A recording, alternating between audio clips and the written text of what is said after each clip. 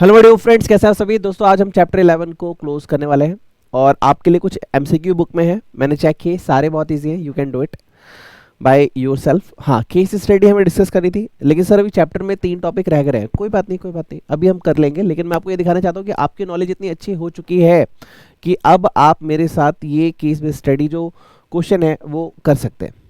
एक छोटा सा काम कीजिए, अभी के अभी मेरे साथ ये केस बेस्ड स्टडी पढ़िए और मैं एज्यूम करके चल रहा हूँ कि बुक आपने बाय कर ली है, बुक की हार्ड बुक है आपके पास एंड आप मेरे साथ ये क्वेश्चन सॉल्व करने वाले हैं। ठीक है, आइए चलिए सर रीडिंग दीजिए। एक बार आपको दे रहा हूँ मैं टाइम कि एक बार आप देख लें क्वेश्चन, उसके बाद हम स्टार्ट करते हैं। चलिए, इसमें सबसे पहले क्वेश्चन है sir, Das and company a firm of auditor. ठीक है सर, कोई इशू नहीं है, क्या इसमें कोई टेंशन वाली बात है? नहीं। Is offered appointment as auditor of a company. तो Das and company firm of auditor है, is offered appointment as auditor of a company. एक कंपनी के ऑडिटर के लिए आपको बुलाया जा रहा है, ठीक है, ऑडिट के लिए। अ प्रोस्पेक्टिव न्यू क्लाइंट, आपके लिए ये एक बिल्कुल भी फ्रेश नया क्लाइंट है। Okay, see Sukanya one of the partner. तो इसमें सी सुकन्या हमारी टीम में कौन था engagement partner? Hanuman ji. Okay, तो Sukanya one of the partner is dealing with the new client. उसको कहा गया कि भाई ये नया क्लाइंट आया, तुम इसको देख लो। While meeting with officer of the company, जब वो कंपनी में मिलने गई ऑफिसर से, she comes to know that Sushant Singh Rajput की बात नहीं हो रही, सुशांत की बात हो रही है। CFO of the company was her classmate. अरे वो तो उसके क्लास 12th का फ्रेंड था यार, क्लास 12th का। ये वही लड़का है जो वैलेंटाइन डे पे इसको रोज दिया करता था। कबीर सिंह और जोया भाभी वाली कहानी याद आ रही है? बिल्कुल वही वाली। In fact both of them had started CA together, और उन्होंने सीए भी साथ में शुरू किया था। ओके, तो इसमें एक थ्रेट आ रहा है मेरे को, फैमिलिटी थ्रेट का एक क्वेश्चन दिमाग में आ रहा है। ओके, तो जरा देखो क्या फैमिलिटी थ्रेट पे है कोई क्वेश्चन। यहाँ पे क्वेश्चन है सर, ध्यान सुनना। Considering discussion about Sukanya and Sushant, कि देखो भाई तुमने दोनों की बात सुनी, दोनों में मतलब बचपन वाली यादें हैं, ठीक है, दोस्ती यारी बहुत अच्छी है। Which of the following statement seems most appropriate, इसने नहीं कहा मोस्ट करेक्ट, मोस्ट अप्रोप्रिएट, सबसे ज्यादा ठीक क्या है? The about discussion is irrelevant of the context of propose, मतलब दोनों दोस्त थे, बचपन के दोस्त थे, सीए साथ में कर रहे थे, दो दिल मिल रहे थे मगर चुपके चुपके, लेकिन क्या हो गया? तो क्या ये अप्रोप्रिएट है? नहीं। The propose offer should be accepted by firm, the engagement team may be headed bye CA Sukanya for the better coordination and result. Now see propose the propose offer should be accepted by the firm, ये भी accept कर रहा है। इसमें बोल रहा है कि सुकन्या जी करेंगी काम को, as for Sukanya, as for Sushant. अच्छा, the engagement team may be headed by a different partner of the firm, the matter is too vital to be reported by C Sukanya to other partners of the firm. ये तो बहुत ज़्यादा ही हो गया, इन दोनों में से कोई एक ठीक लग रहा है। तो उसने बोला मोस्ट एप्रोप्रिएट, तो कह रहा है कि भाई ऑडिट तो एक्सेप्ट कर लो, लेकिन सी सुकन्या जी ऑडिट नहीं करेंगी, किसी और को वहाँ का एंगेजमेंट टीम पार्टनर बनाओ। Team may be headed by a different partner. अरे सर हमने तो एक मतलब पैराग्राफ से एक आंसर निकाल दिया। यस, चलिए सर आगे देखते हैं। How Sushant had left CA Midway, तो सुशांत जी ने अपना सीए छोड़ दिया बीच में, ठीक है। अब ऐसे तो मेरे पास बहुत सारे केस आए थे, नाम नहीं लूँगा। एक बच्चा था, स्टूडेंट था, आई थिंक 2018 या 19 में, उसकी फ्रेंड ने उसके साथ सीए किया और उसका क्लियर हो गया इंटर, अब वो फाइल में पहुंच गई। इसके 2-3 अटेम्प्ट लग गए, इसका इंटर ही क्लियर नहीं हो रहा, दोनों में ब्रेकअप हो गया, उस लड़की ने उसे ब्लॉक कर दिया और फिर कभी बात नहीं हुई। मैं ये नहीं कह रहा गर्ल्स बुरी होती है, गर्ल्स बहुत अच्छी होती है, I am just telling a story. तो जो भी लड़के वीडियो देख रहे हैं, मैं लिटरली बोलूँगा कि लड़कों, तुम्हें इसलिए काम करना है कि तुम्हारे नाम से तुम्हारे पेरेंट्स को जाना जाए। मैं भागवत सुन रहा था, तो भागवत कथा में एक बात कही जाती है कि अगर लड़के के नाम से, कि मान लो मेरा नाम विनीत मिश्रा है, अरे वो विनीत मिश्रा के पापा है, तो मैंने अपना जीवन सफल किया। और लड़कियों को क्यों कहा जाता है? जिस घर में आप जाओ, जब वहाँ पे कहा जाए वाह क्या संस्कार है इसके, क्या अच्छा इसका बिहेव है, माँ बाप ने कितने अच्छे संस्कार दिए होंगे, जब वहाँ तुम्हारे मम्मी पापा का जिक्र किया जाए, ये नहीं कि नालायक तेरे माँ बाप ने काम भी नहीं सिखाया, नहीं, जब वहाँ पे रिस्पेक्ट ली जाए कि हाँ तुम्हारे मम्मी पापा ने कितने अच्छे संस्कार दिए हैं, तो भागवत में कहा जाता है कि तब समझो कि तुमने अपने पितृ ऋण को पूरा किया। एक छोटा सा बस था, मैंने बोल दिया आपको, और इतनी मेहनत कर रहा हूँ, केस स्टडी भी करवा रहा हूँ भाई, लाइक नहीं किया तो लाइक कर दो। बहुत सारे बच्चे अरे सर क्या हर वीडियो पे लाइक मांगते रहते हो, तुम भी तो हर वीडियो मांगते रहते हो ना। गुरु दक्षिणा नहीं मांग सकता, इंडियन कल्चर गुरु दक्षिणा देना कंपलसरी। कमेंट में जाके थैंक यू लिखना है इस केस बेस स्टडी के बाद। वीडियो को लाइक नहीं किया तो लाइक करो, चैनल को सब्सक्राइब नहीं किया तो सब्सक्राइब करो। जितने भी दोस्त हैं सबको प्लेलिस्ट जरूर शेयर कर देना, बोल देना एक दोस्त, एक टीचर, एक मेंटर, जो भी आप मेरे साथ रिश्ता रखना चाहते हो, मैं आपके साथ खड़ा हूँ टिल एंड, जब तक मैं आपका सीए बनने का सपना पूरा ना करवा दूँ। ओके, तो Sushant had left CA midway due to the repeated failures. भाई उसका अटेम्प्ट लग रहे थे बार बार। सर ये तो ऐसा लग रहा है अपनी कहानी बता रहे हैं नहीं आपकी कहानी नहीं है, आप सीए बनेंगे। And tried his luck to pursue MBA. तो उसने कहा कि चल भाई एमबीए कर लेते हैं, ठीक है। तुम्हें नहीं लग रहा तुम्हारी कहानी है किसी एक की? Okay, from one of the leading institution, ठीक है। तो ये कहानी क्या है? ये बस ये बताया जा रहा था कि सुकन्या और सुशांत दोनों फैमिलिटी थ्रेट का शिकार हो सकते हैं, दोनों एक दूसरे को बहुत अच्छा जानते हैं। हो सकता है वो शादी ना करें, दोस्त हों, लेकिन बहुत करीबी दोस्त हैं एक दूसरे के, दोनों को एक दूसरे की पोल पट्टी पता है। तो सुकन्या जी आप छोड़ दीजिए ऑडिट करना, फर्म किसी दूसरे बंदे को एंगेजमेंट पार्टनर बना देगी। क्वेश्चन नंबर 1 का answer. Okay, during initial discussion it transfers that company is going to launch a new service in the field of weather forecasting, ठीक है। तो जो भी नया एंगेजमेंट नहीं पार्टनर है उसने बात की और उसे पता चला कि कंपनी की प्लानिंग चल रही है, strategy. This is called knowing the strategy, कि हमने पढ़ा था कि कंपनी क्या करना चाहती है, उसका फ्यूचर क्या सोच रही है, हमें सब पता होना चाहिए, ठीक है। तो हम बात करें तो हमें पता चल रहा है न्यू वेदर फोरकास्टिंग की वो सर्विस देना चाहती है। So service would be available on the website of the company, और ये सर्विस जो है वेबसाइट पे भी अवेलेबल है। And micro weather information would be available on the payment of charge, और माइक्रो वेदर इन्फॉर्मेशन मिल सकती है अगर आप उसकी पेमेंट करो तो ये सारी बातें हमारी क्या हो रही है, मैं और वो मतलब ऑडिटर भैया कबीर सिंह जी, और सुकन्या जी को तो भेज नहीं रहे, कबीर सिंह और क्लाइंट सुशांत सिंह और कबीर सिंह बैठ के आपस में बात कर रहे हैं। सुशांत जी अपने बारे में, कंपनी के बारे में सब कुछ बता रहे हैं, किसको? कबीर सिंह को। The company request audit firm to visibly associate with their marketing plans. अब देखो इसमें एक क्वेश्चन है कि वो कह रहे हैं कि ऐसा है ना भाई, तुम मेरे प्रमोटर बन जाओ। कबीर सिंह को क्या बोल रहे हैं कि भाई तुम मेरे प्रमोटर बन जाओ और तुम दुनिया को बताओ कि हमारी सर्विस कितनी अच्छी है। तुम दुनिया को जाके ये बताओ कि हम बहुत अच्छा काम करते हैं। तुम दुनिया को जाके बताओ कि हमारे यहाँ से वो सर्विस लें। अगर सीए ये काम करता है तो इसको फैमिलिटी थ्रेट बोलते हैं, क्या बोलते हैं? Advocacy threat. याद आ रहा है? ओके, आइए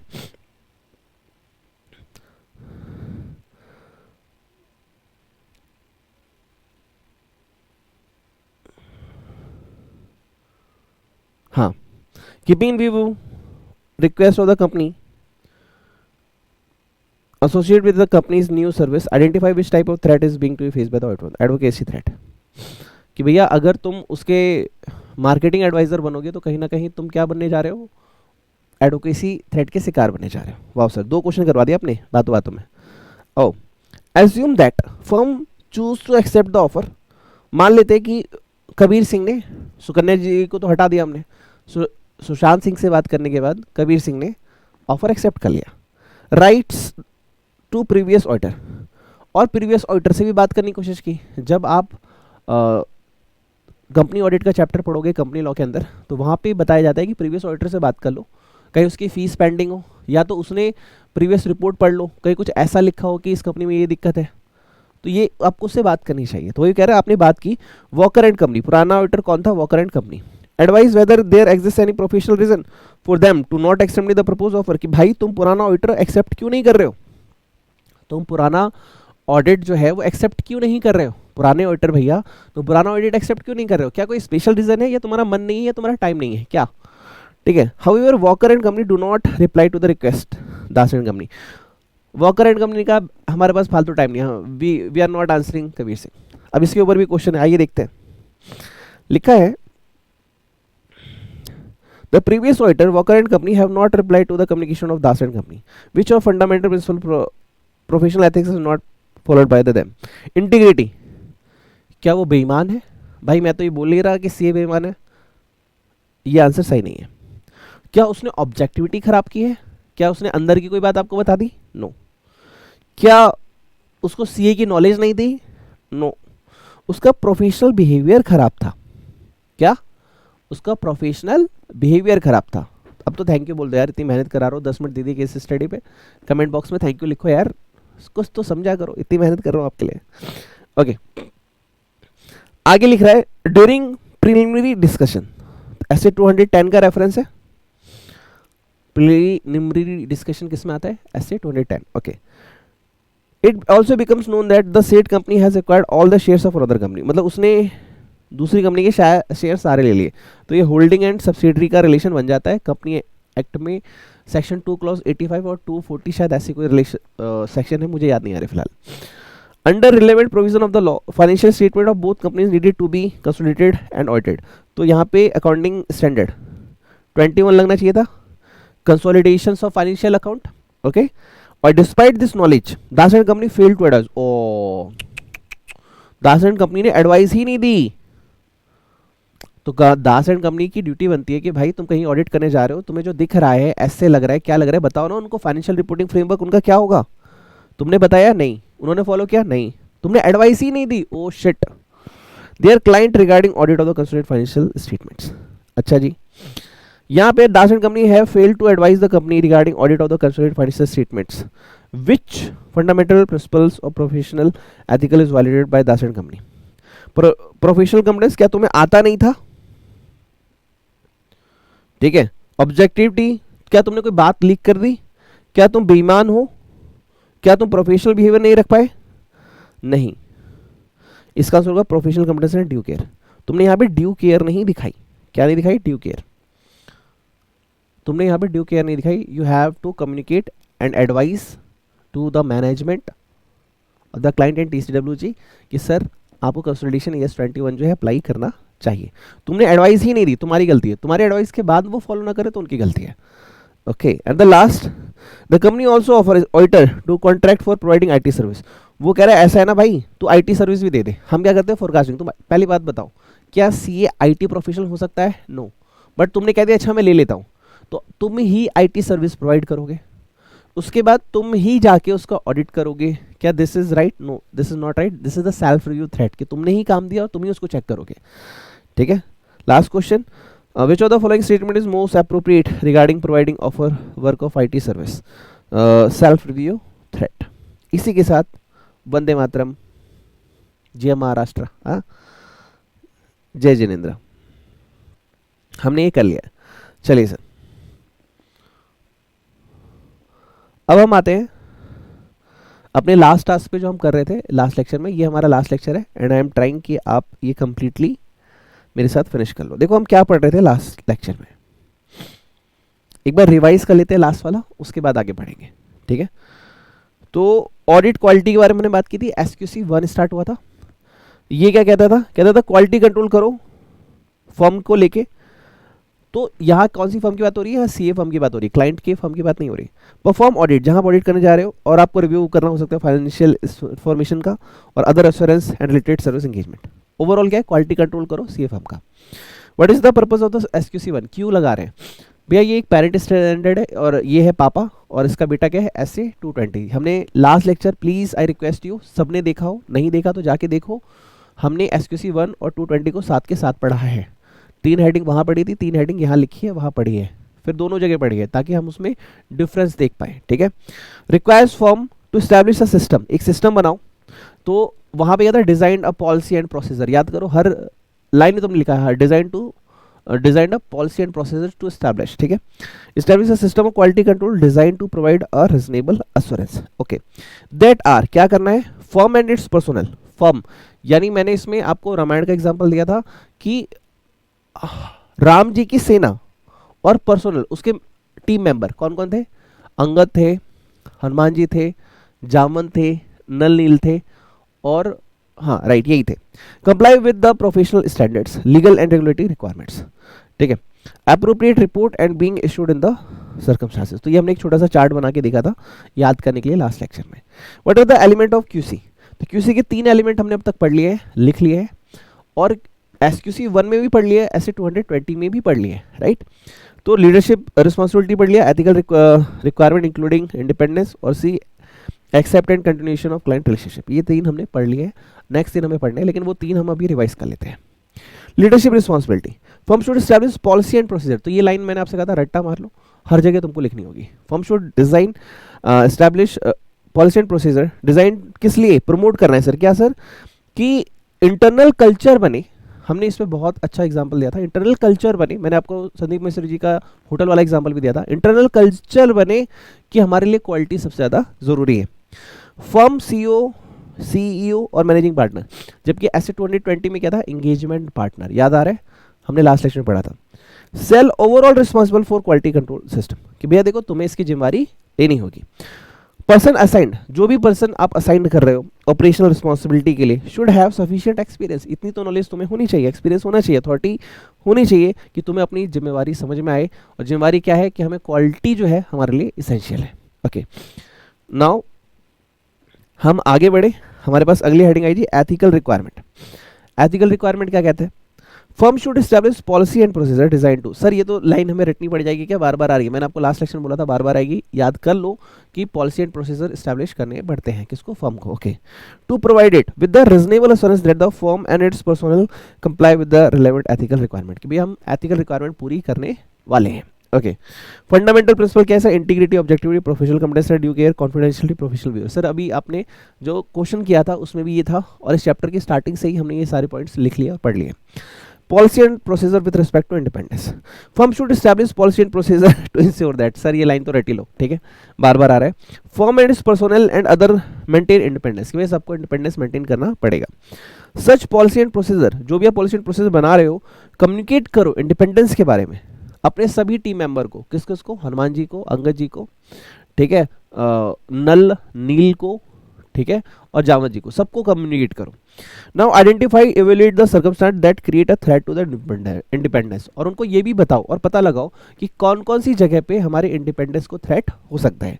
take appropriate actions to eliminate threat और reduce threat to acceptable level, कोशिश करो कि या तो वो जो इंडिपेंडेंस पे जो थ्रेट आ रहा है वो हट जाए, या वो एलिमिनेट हो जाए, रिड्यूस हो जाए, या तो हट जाए, एलिमिनेट हो जाए, या तो रिड्यूस हो जाए, ताकि हम एक्सेप्ट कर सकें ऑडिट को। अगला पॉइंट आता है sir, if considered appropriate in the circumstance the firm should withdraw from the engagement, अगर आपको लग रहा है दिक्कत आ रही है कुछ भी इंडिपेंडेंस को लेके, तो ऑडिट एक्सेप्ट मत करो। फिर उसने बोला एसक्यूसी 1 में दो बातें और ध्यान में रखनी है। All breaches of independence should be promptly notified to the firm for appropriate action. अगर कोई बंदा बोलता है कि सर मेरे पास 5 लाख शेयर्स है उसके, मेरे पास 10 लाख शेयर है उसके, तो आप उसकी बातों को प्रॉम्प्टली एक्शन लो, कि आप इनकरेज करो कि लोग आपको सच बताए कि सर हमसे गलती हो रही है, इंडिपेंडेंस हमसे नहीं हो रहा। अब सुकन्या ने सच बताया तभी तो पता चला, सुकन्या नहीं बताती कि ये मेरा पहला प्यार था तो कैसे पता चलता, ठीक है, अभी केस स्टडी में तुमने देखा। Now firm should obtain annual return confirmation, हर साल लिखवा के लो कि हाँ भैया तुम इंडिपेंडेंट हो। ओके, नाउ द थर्ड, जिसपे हमारा लास्ट लेक्चर स्टॉप हो गया था, यहाँ से आगे कंटिन्यू करना है। Acceptance and conditions of the client relationship and specific engagement. Firm should establish policies and procedures to ensure that client are accepted continued only when, जब आप क्लाइंट की इंटीग्रिटी मेंटेन कर रहे हो, आप अपनी खुद की कंपिटेंसी या कैपेबिलिटी देख लो कि तुम वहां जाने के लिए कंपिटेंट हो, कैपेबल हो, required to perform an engagement has been evaluated and compliance to client requirement has been ensured, कि उसकी जो भी रिक्वायरमेंट है कि वो किस लिए ऑडिट करवाना चाहता है। सर हमारा आईटी काम कर दो, पहले ही बता दो भाई हम आईटी एक्सपर्ट नहीं है, हम नहीं कर सकते, और आईटी काम हम करेंगे तो हम ऑडिट नहीं कर सकते, क्योंकि ये सेल्फ रिव्यू थ्रेट में आ जाता है। Okay, if there is any conflict of interest between firm and client, तो आपस में डिस्कस कर लो। अगर इफ आफ्टर एक्सेप्टिंग, आपने एक्सेप्ट कर लिया और फिर फर्म मतलब कि फर्म ने कोई दिक्कत दी, तो प्रोफेशनल लीगल रिस्पॉन्सिबिलिटी देखो और रिपोर्ट करो, और अगर फिर भी दिक्कत आ रही है तो you can withdraw from the engagement. तो ये अब तक हमने लास्ट पढ़ा था। चलिए सर,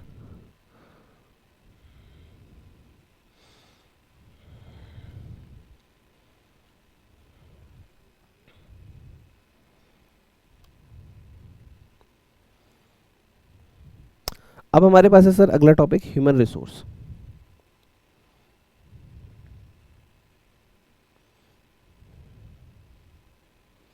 ह्यूमन रिसोर्स देखो, यहां पे हमें 3C चेक करना है। कैपेबिलिटी, कैपेबिलिटी यानी जो भी लोगों को आप अपने साथ रखे हो वो कैपेबल है कि नहीं है। उसके बाद हम चेक करेंगे कंपिटेंसी, क्या वो योग्य है कि नहीं है, ठीक है। उसके बाद हम चेक करेंगे यहाँ पे कमिटमेंट, जैसे यहाँ पे आपका 3C कंपलसरी है, 3C, C equals to capabilities, capabilities मतलब एबल टू परफॉर्म, क्या वो आप जो टास्क दोगे उसे करने के लिए लायक है। ऐसे तो नहीं बोलेंगे सर हमें नहीं आता, सॉरी सर गलती हो गई, हम नहीं कर सकते, ओके। उसके बाद हम सी से चेक करेंगे competency.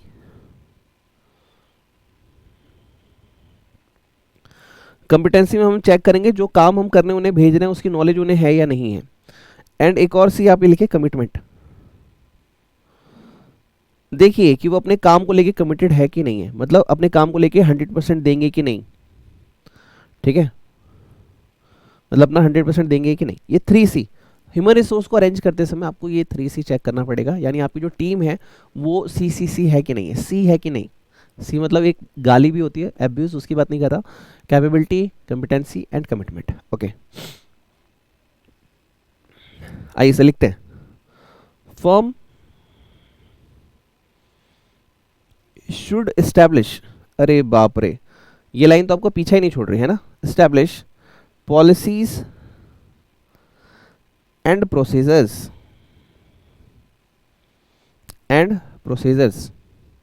designed to provide it with reasonable assurance that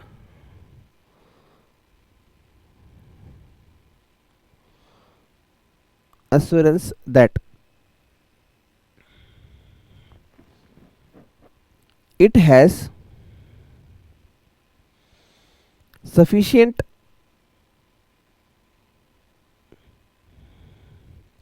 personnel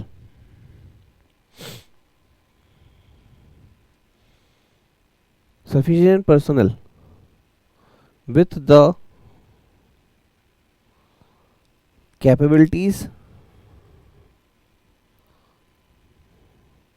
competency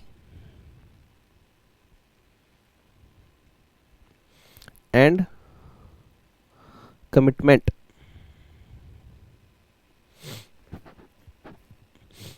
to ethical principles to perform its engagement।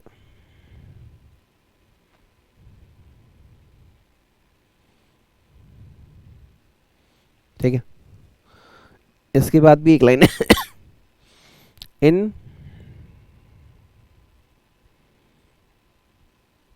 compliance with professional standards, legal and regulatory requirement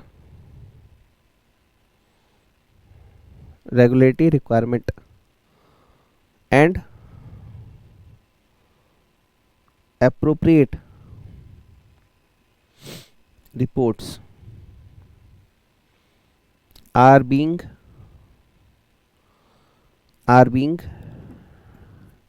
issued in the circumstances। Sir हमें थोड़ा सा और समझाओ sir, आपने पूरा लिख दिया 3 word बता के बस। हाँ सर 3 ही वर्ड पे पूरी कहानी है। देखो सर कहता है कि आपके पास कैपेबिलिटीज होनी चाहिए, कॉम्पिटेंसी होनी चाहिए, कमिटमेंट होनी चाहिए। अब ये लाइन तुम पढ़ पढ़ के थक चुके हो और मैं दोबारा से तुम्हें थका रहा हूँ, दोबारा से बढ़ा के। Firm should establish policies and procedure, firm को कैसी पॉलिसी एंड प्रोसीजर बनानी है ताकि हमें प्रोवाइड कर पाए, ठीक है। और हम उसको क्या करेंगे, एस्टैब्लिश करेंगे।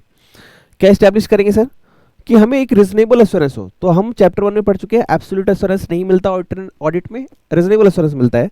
That it has sufficient personal, कि भाई हमारे पास इतने लोग हैं। अभी एक साउथ की मूवी आई थी रॉबिन हुड, उस बंदे ने Z+ सिक्योरिटी के नाम पे सिर्फ 6 लोग को वो ले गया था, जिसमें से आधे लोग को सिक्योरिटी देनी आती नहीं थी। तो कह रहे भाई जो तुम टीम ले जा रहे हो वो सफिशिएंट पर्सनल होने चाहिए, इतने लोग तो होने चाहिए कि तुम उस काम को एग्जीक्यूट कर पाओ विद द कैपेबिलिटीज। कैपेबिलिटीज का मतलब क्या होगा सर, एबल टू परफॉर्म।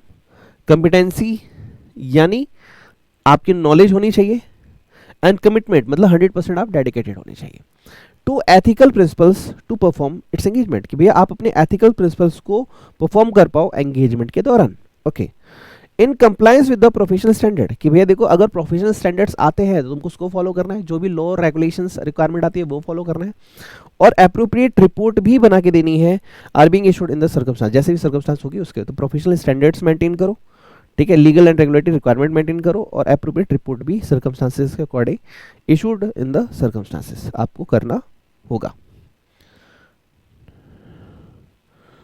ठीक है सर। सर इनकी सैलरी वैलरी की बात कर लो। हाँ, ये भी बात कर लेते हैं, सही बोला आपने, बिल्कुल फ्री में तो काम करेंगे नहीं। चलो आ जाओ, सैलरी की बात कर लेते हैं। Such policies and procedures shall address the followings: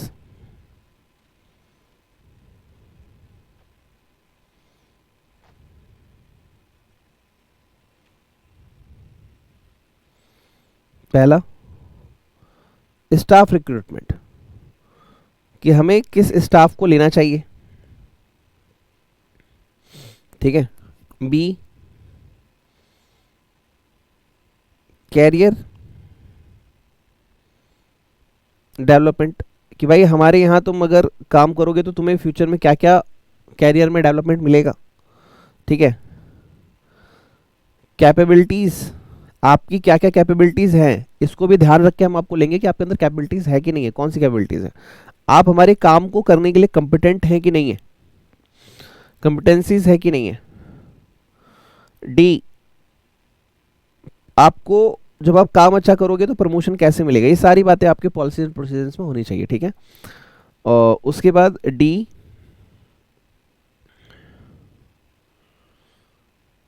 ई, आपको सैलरी कैसे मिलेगी, आपका कंपनसेशन आपको कैसे मिलेगा।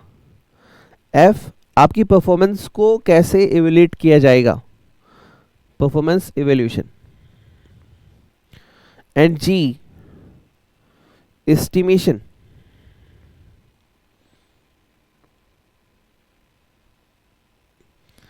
Estimation of personal needs, ETC। ये कहता है estimation of personal needs ETC, मतलब कि आपको कितने पर्सनल की जरूरत है ये आपको दिखना पड़ेगा। चलिए सर, इसे एक बार बुक से पढ़ लेते हैं, ठीक है, एक बार बुक से पढ़ लेते हैं। उसके बाद ऐसे 220 में इसके बारे में क्या कहा है वो भी पढ़ लेते हैं।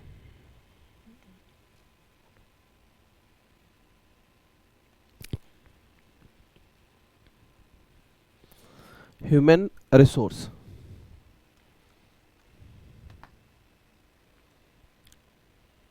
तो SQC1 ह्यूमन रिसोर्स के बारे में क्या कहता है कि देखो आपकी पॉलिसीज में क्या क्या होना चाहिए प्रोसेसेस के अंदर, recruitment, performance evaluations, capabilities, competencies, career development, promotions, compensation, estimation of personal needs. इसलिए मैं कह रहा था जिन जो भी बोथ ग्रुप दे रहे हैं सितंबर में या जैन में आपके पास बुक होनी चाहिए, जो भी मैं लिख रहा हूँ सब कुछ बुक्स के अंदर आपको मिलेगा। सेकेंड थिंग कि आपका प्रेशर कम हो जाएगा कि हाँ मैंने लिख लिया तो मैं बुक से एक बार फटाफट पढ़ लेता हूँ, या फिर बुक से पढ़ लेता हूँ चलो लिखने की ज़रूरत नहीं है। इसलिए मैंने आपसे कहा था बुक 100% ले ला, तुम्हें बहुत बहुत बहुत हेल्प मिलेगी ऑडिट के एग्जाम में। मैंने आपसे कहा था अगर आप नोट्स लिख रहे हो, आप बुक से एक बार रीडिंग कर रहे हो, मेरे साथ सारे क्वेश्चंस कर रहे हो, तुम इजीली 80 to 90 ऑडिट के अंदर ले आओगे। सर हमने नोट्स नहीं बनाए तो बुक्स और क्वेश्चंस भी तुमने अच्छे से कर लिए तो 70 to 80 में तुम खेल जाओगे। बस नोट्स में क्या होता है थोड़ी रिटन प्रैक्टिस हो जाती है, तो हमारे जो सेल्स होते हैं वो डेवलप होते हैं कि हाँ स्पेलिंग क्या है, प्रेजेंटेशन क्या है, इसलिए थोड़ा सा बेटरमेंट आ जाता है, ठीक है। ह्यूमन रिसोर्स, आइए सर पढ़ते हैं एक बार।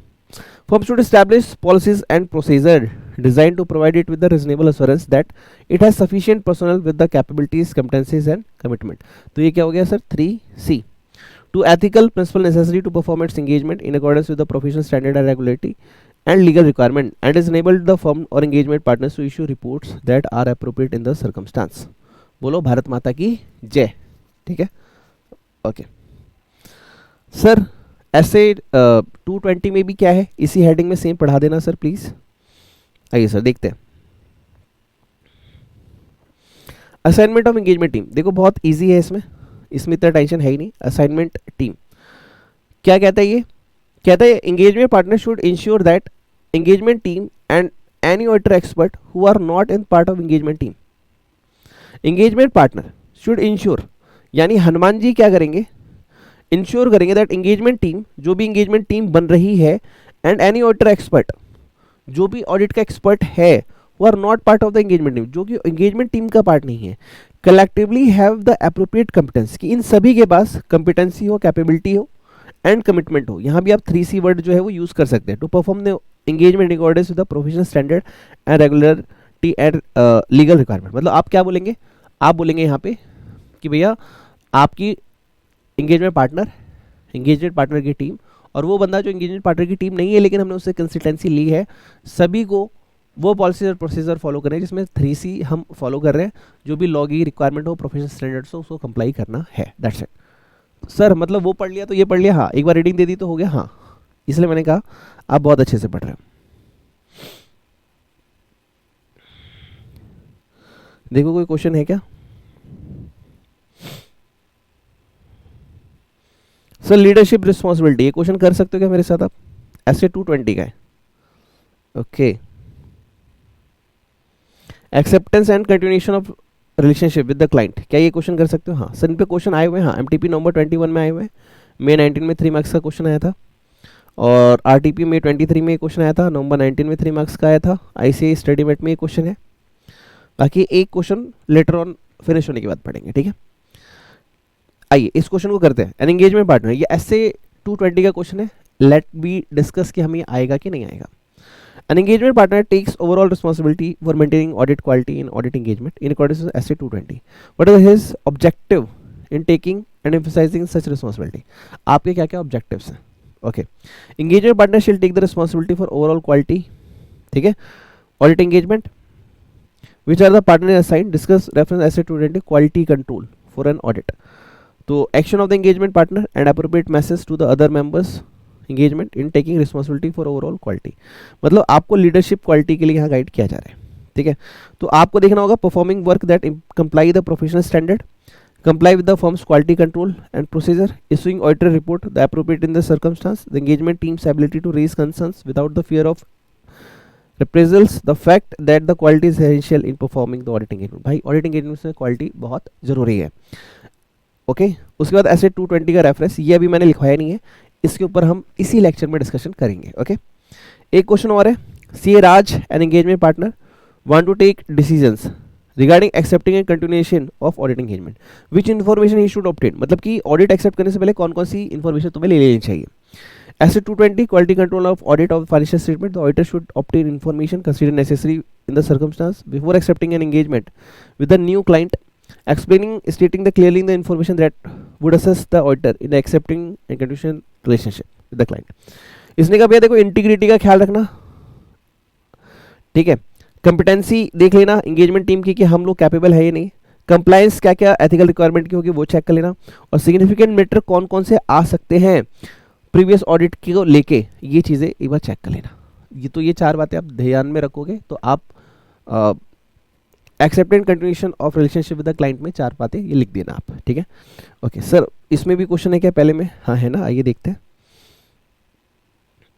सर ये क्वेश्चन RTP नंबर 21 में नंबर 22 में क्वेश्चन है, the firm should establish policy and procedure design to provide it with the reasonable assurance that it has sufficient personnel with the capabilities, competence and commitment to ethical principles. Discuss the personal issued addressed by such policies and procedures. Also explain how addressing the personal issued would be empower the firm.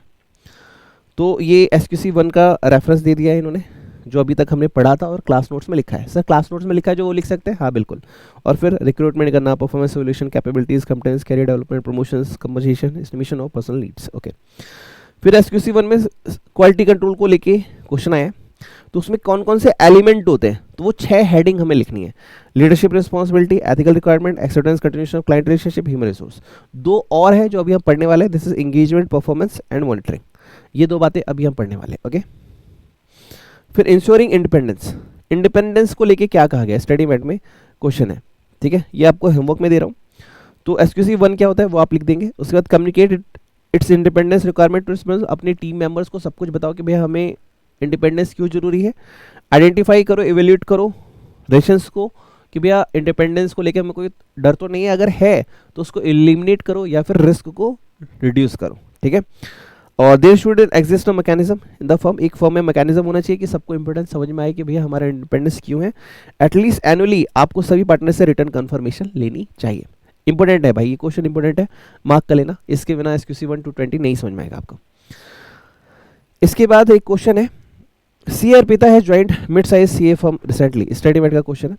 C find that partner remains too busy, partner ना बहुत busy रहते हैं, and the firm is proposing to accept audit work in area in which it has no experience और capabilities. वो कह रहे भाई वहां भी ऑडिट ले लेते हो जहां तुम्हें खुद अकल नहीं है। The firm is proposing to accept audit of some entities engaging emerging in fintech, fintech मतलब IT sector. Such audit may be requiring extensive use of technology and data analytics. क्या तुम्हें आता है? नहीं आता। The said firm has no such capabilities and train personnel, discuss whether the firm should accept the such audit. Answer है no. SQC 1 लिखो, in the given case लिखो conclusion should not be accepted, क्योंकि तुम वो उसके expert नहीं हो। Okay sir, मजा आ गया सर, सारे क्वेश्चन करा दिए। अब हमारी 2 हेडिंग रह गई, एंगेजमेंट परफॉर्मेंस और मॉनिटरिंग। मॉनिटरिंग तो बहुत ईजी है, जो भी काम किया है सबको मॉनिटर करते रहो कि जो प्लान हुआ है वो एग्जीक्यूट हुआ है या नहीं हुआ है। आइए अब ये 2 पॉइंट्स हम लोग लिख लेते हैं, उसके बाद आगे बढ़ेंगे।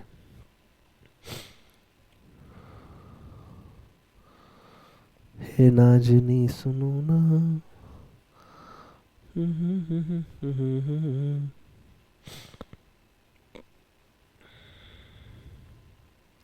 देखिए sir, engagement performance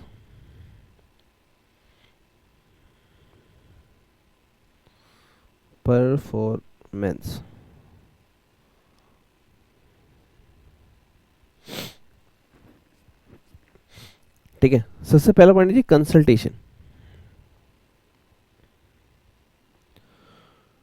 consultation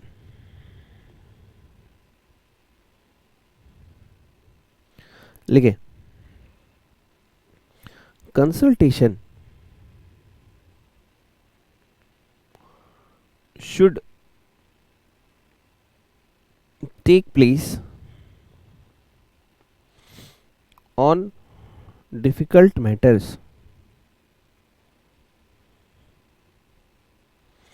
difficult matters यानी matters यानी कॉम्प्लिकेटेड एरिया, जहां पे तुम्हें भी नहीं समझ में आ रहा है। ओके आगे लिखो, कंसल्टेशन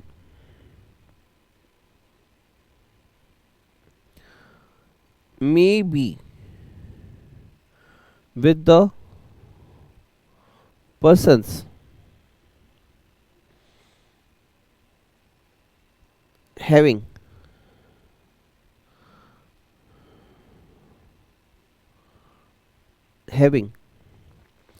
appropriate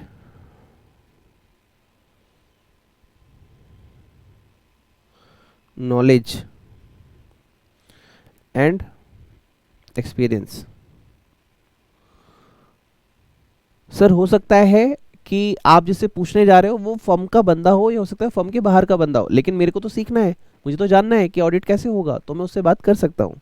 तो आप ब्रैकेट में लिखेंगे विथ इन द फर्म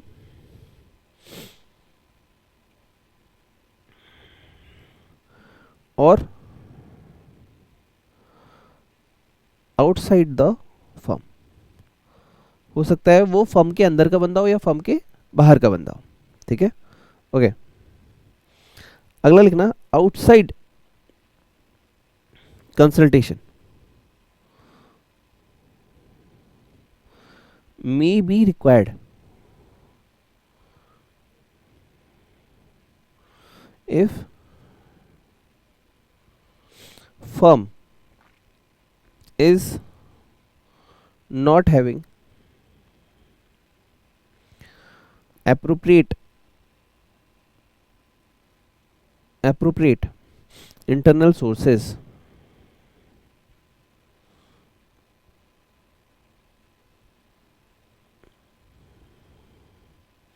ठीक है सर, इसके एग्जाम्पल दीजिए। जैसे मैं आपको एग्जाम्पल देता हूं, ब्रैकेट में लिखिए न्यू जीएसटी फॉर्म इंट्रोड्यूस। जैसे देखो जीएसटी में कुछ ना कुछ अमेंडमेंट आती रहती है। अब जरा ध्यान सुनो, आपको अब समझ में आएगा एक एक पॉइंट। नया जीएसटी का फॉर्म आ गया। अब तुम्हारे पास आर्टिकल हो सकते हैं, ठीक है, हर कोई हनुमान नहीं है, कुछ छोटे छोटे वानर सेना भी है तुम्हारे पास, उन सबको जीएसटी फॉर्म के बारे में नहीं पता, तो कंसल्टेशन शुड टेक प्लेस। नहीं आता तो अपने सीनियर से पूछ लो। On difficult matters, complicated area जो तुम्हें नहीं समझ आ रहे, पहला पॉइंट क्या है, अपने सीनियर से पूछ लो। तुम्हें नहीं समझ आ रहा, सीनियर से पूछ लो। दूसरा, भाई सीनियर को भी नहीं आता, ये बात हम तो बोल नहीं सकते, लेकिन सीनियर से हमने पूछा, सीनियर को भी नहीं आता, तो सीनियर क्या हो सकता है, अपने दोस्त से, अपने भैया से, या फिर उस, जैसे हनुमान जी के पास सुग्रीव जी भी थे, लक्ष्मण जी भी थे, राम जी भी थे, बहुत सारे लोग थे, तो जिसको वहां के बारे में पता हो, ध्यान सुनना, जिसको उस चीज के बारे में पता हो सकता है वो विद इन द फर्म हो या आउटसाइड द फर्म हो, उससे आप जाके पूछ सकते हो। नाउ थर्ड, अब यहां पे आ गए विभीषण जी, ठीक है, यहां पे कौन आ गए, विभीषण जी। रावण कैसे मरेगा, ना राम जी को पता, ना सुग्रीव जी को पता, ना हनुमान जी को पता, ना जामवंत जी को पता, चार मेन टॉप लीडर थे, नहीं पता, एंगेजमेंट पार्टनर टीम को पता ही नहीं, तो कौन है, विभीषण। विभीषण ने बताया कि रावण कैसे मरेगा। इट मीन्स आउटसाइड कंसल्टेशन भी ले सकते हो, विभीषण से पूछ सकते हो, may be required if the firm is not having the appropriate internal source, उसको नहीं पता राम जी को, तो विभीषण ने हेल्प की। क्लियर हो गया क्या, यहां पे लिख लेना विभीषण।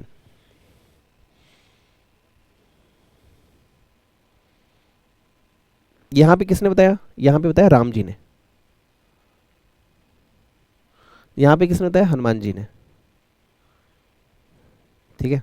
तो कह रहे हैं भाई देखो, अगर अपने सीनियर से पूछ लो, कोई दिक्कत हो रही है हनुमान जी से बात कर लो, हनुमान जी प्लीज बताओ ना, राम राम हनुमान जी, हाँ जी सर बताइए ना ये एक चीज, अच्छा ठीक है ऐसे ऐसे होगी बेटा, ठीक है। अब हनुमान जी को भी नहीं पता, तो हनुमान जी बोला प्रभु बताइए मैं क्या करूं, तो राम जी ने बताया। अब राम जी को भी नहीं पता, तो आउटसोर्स करना पड़ता है, इंटरनल सोर्स को पूछना पड़ता है, जिसके पास not having appropriate internal source, हमें पता ही नहीं है, तो हम आउटसाइड कंसल्टेंसी लेते हैं। हमने किससे ले लिया जी, विभीषण जी से। ओके ठीक है, क्या मस्त एग्जांपल दिया सर, याद आ गया, thank you thank you thank you thank you. Okay आइए सर, ज़्यादा तारीफ मत करो मेरी ठीक है सर। ओके सेकंड लिखो,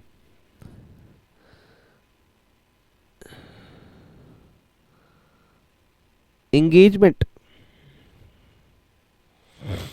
quality control review, engagement quality control review. जैसे देखो यार, यहाँ पे एक वर्ड है, मैं पहले लिख लेता हूँ फिर समझाऊंगा, हमेशा की तरह पहले लिख लेता हूँ, significant matter, significant matter, judgement,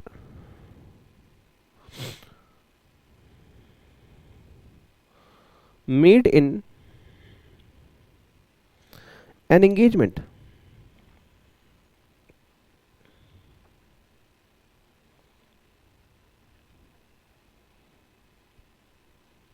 in engagement should be reviewed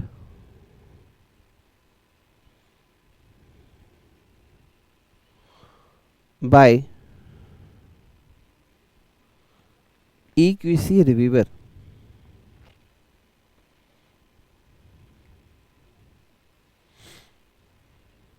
for taking an objective view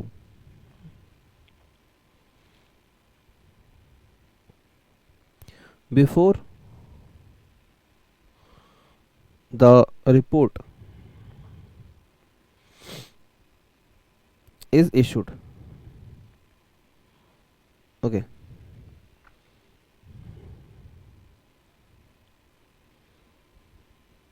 Note, extent of EQCR. What is EQCR? This is EQCR. EQCR. Extent of EQCR depends upon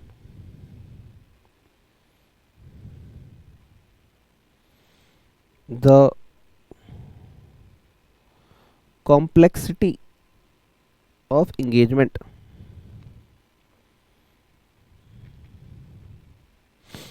ठीक है। Second, EQCR is mandatory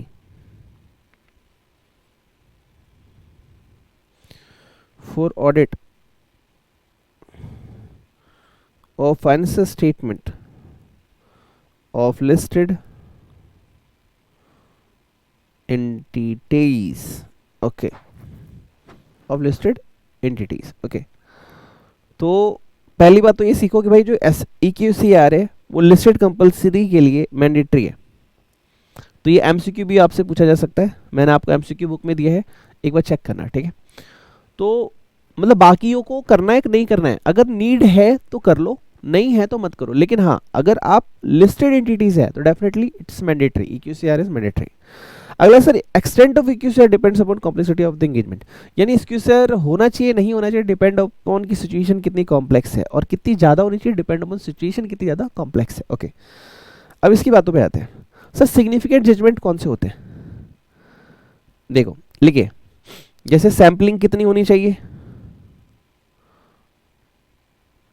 मेटलिटी कितनी होनी चाहिए, ठीक है, opinion कैसा होना चाहिए, ETC, और कोल्ड सिग्निफिकेंट जजमेंट। यानी अगर ये गलत हुआ तो पूरी ऑडिट गलत हो जाएगी। सिग्निफिकेंट जजमेंट क्या है, अगर ये जजमेंट गलत हुआ तो पूरी ऑडिट गलत हो सकती है। Mid in engagement should be reviewed by EQC reviewer, तो ये कौन देखेंगे, EQC reviewer,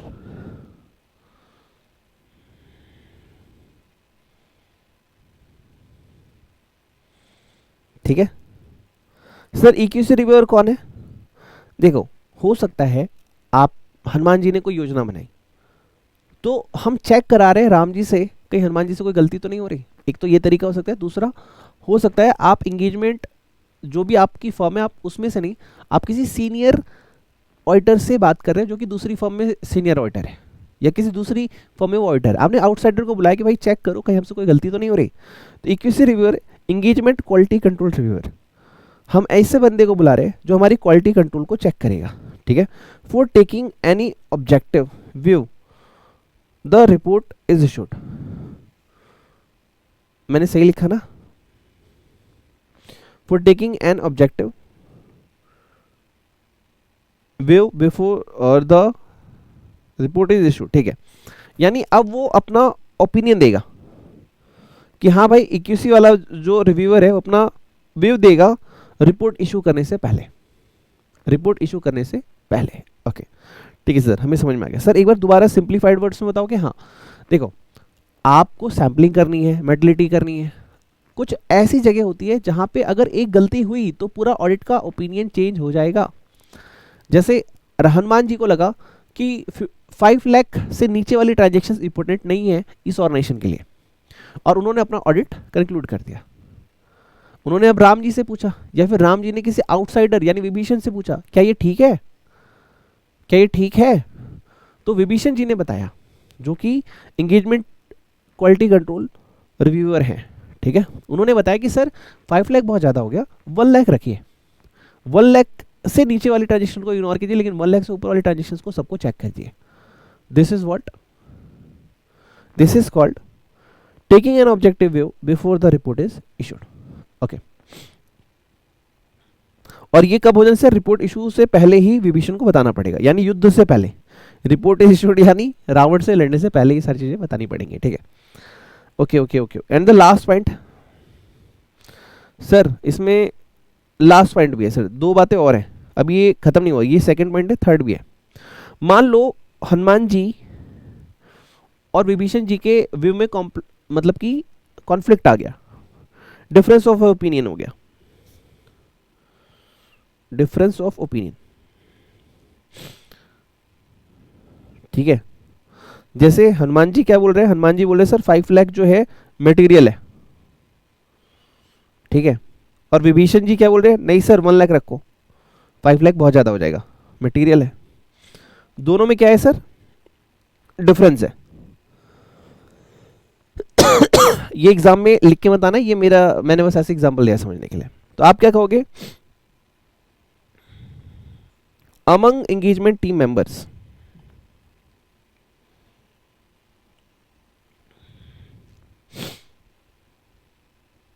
member with consultation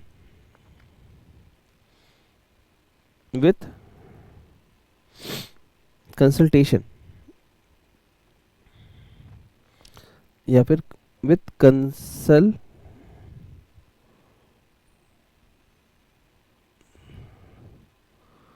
consultants with equity reviewer, BIEWER, ठीक है। Ensure that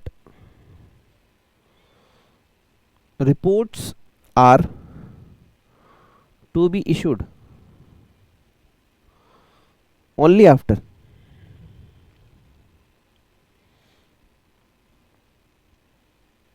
resolution of difference। वो क्या कह रहे हैं? वो कह रहे भाई अमंग एंगेजमेंट टीम मेंबर, अब दिक्कत हो रही है ना, हनुमान जी कुछ और हैं, विभीषण कुछ और बोल रहे, राम जी कुछ और बोल रहे, तो आप ऐसा करो, मीटिंग बैठाओ, सारे पार्टनर्स को बैठाओ, देखो सब क्या क्या ओपिनियन देते हैं, ठीक है, पहला पॉइंट। दूसरा, ensure that report are to be issued only after resolutions of difference. जब डिफरेंस सॉल्व हो जाए तब रिपोर्ट इशू करना, पहले मत करना, पहले अपने ओपिनियन को, अपने डिस्कशन को, डिफरेंस को सॉल्व आउट कर लो, ठीक है। सर इसमें एक पॉइंट और है। सर एक पॉइंट बोलते बोलते आपने सब कुछ लिखवा दिया, हाँ क्या करूं भाई?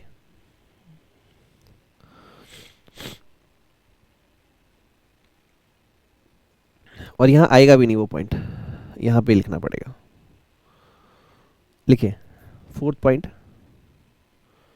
Documentation.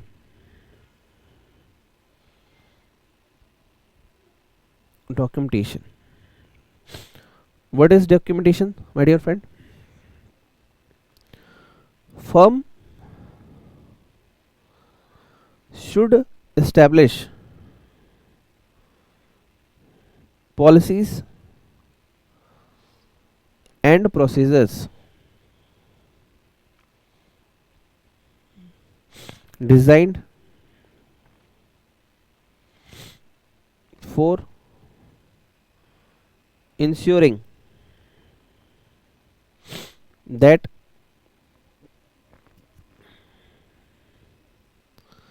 final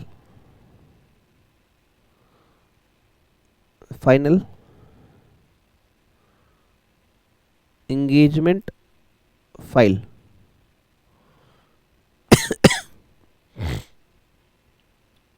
should be assembled on a timely basis। तो हमने क्या सीखा? Firm should establish policies and procedure. अरे सर ये तो लाइन रट रट के हमारा बुढ़ापा आ गया, बाल सफेद हो गए सर आपकी तरह, बिल्कुल very good.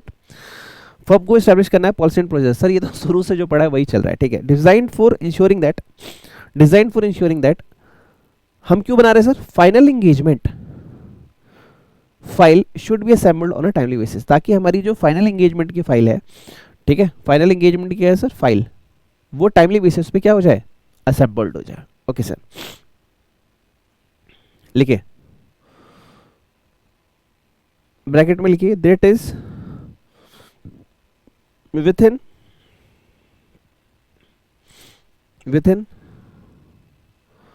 60 days, within 60 days after the date of audit report, within 60 days after the date of audit report, ठीक है, मतलब ऑडिट रिपोर्ट देने के 60 डेज के अंदर आपकी फाइनल एंगेजमेंट फाइल रेडी हो जानी चाहिए। Sir what is final engagement file? इसमें वो सारी चीजें होंगी जो तुमने डिस्कस की, जैसे लीडरशिप क्वालिटी के समय क्या रखा, एथिकली तुमने क्या क्या चीज़ें फॉलो की, क्लाइंट रिलेशनशिप एक्सेप्ट करने से पहले क्या क्या किया, उसके बाद तुम अभी पढ़ ही रहे हो मेरे साथ कि ह्यूमन रिसोर्स के लिए तुमने क्या क्या प्रोसेस बनाए, सारी चीज़ें जो भी तुम डिस्कस कर रहे हो। फिर जो अभी पॉइंट पढ़ रहे हो मेरे साथ कि इंगेजमेंट टिप रिव्यूअर ने क्या कहा, तुम्हारा डिफरेंस कहाँ पे आया, तुमने उसको सॉल्व कैसे किया, सारी चीज़ें वहाँ पे आने वाली है। ऑडिट रिपोर्ट, ठीक है, ये हो गया पहला पॉइंट। फिर अगला लिखिएगा, इंश्योर कॉन्फिडेंशियलिटी, सेफ कस्टडी, ठीक है, इंटीग्रिटी एंड RETRIV, देखो स्पेलिंग देखना, RETRIE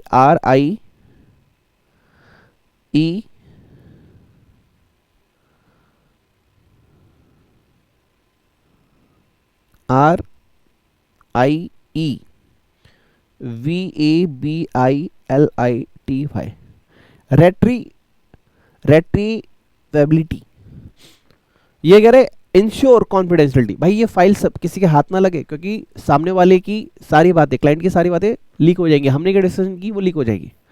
सेफ कस्टडी होनी चाहिए, ऐसा नहीं कि कोई भी आया उठा के पढ़ने लग गया, नहीं, इंटीग्रिटी रहनी चाहिए भाई, क्लाइंट की बात और फर्म की बात एकदम चुप। रिट्रीवेबिलिटी यानी हम उसे जब निकालना चाहे तो एग्जैक्ट वैसे ही, कहते हैं ना, एकदम 100% वैसे ही वो निकले, ये नहीं कि चूहे ने फाइल काट दी, या तुम उसके ऊपर चाय पी रहे हो, हल्दी लगी हुई है थोड़ी सी, होता है ना, टिफिन बॉक्स रख दिया उसका तेल लगा हुआ है, ऐसा नहीं होना चाहिए, परफेक्टली रखना है, ठीक है। आगे लिखना इन ऑनरशिप, ये वर्ड ध्यान सुनना, ऑनरशिप वाला, इसके ऊपर एक दो जगह क्वेश्चन आएंगे, यहां भी आएगा, आगे भी आएगा, पहले भी आएगा, ऑडिट डॉक्यूमेंटेशन में भी आएगा। Ownership, audit documentation is property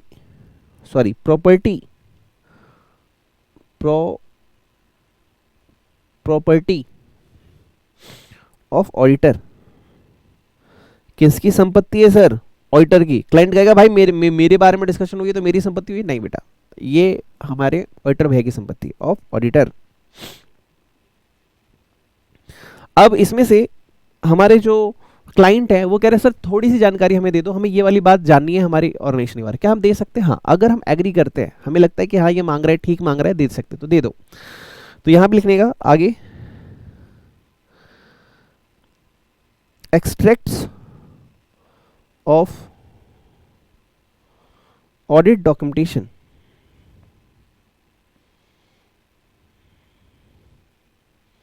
may be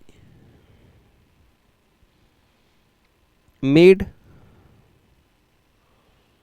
available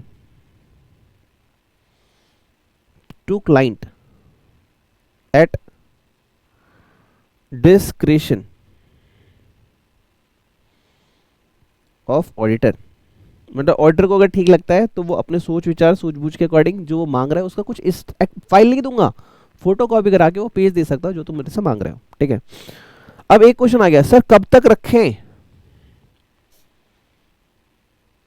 मैं ये फाइल कब तक रखूं सर? तो हमारा लॉ कहता है 7 ईयर। अब लिखेंगे 7 years from the date of audit report. मतलब हम 7 सालों तक हमें ये रखना पड़ेगा, ठीक है, ओके।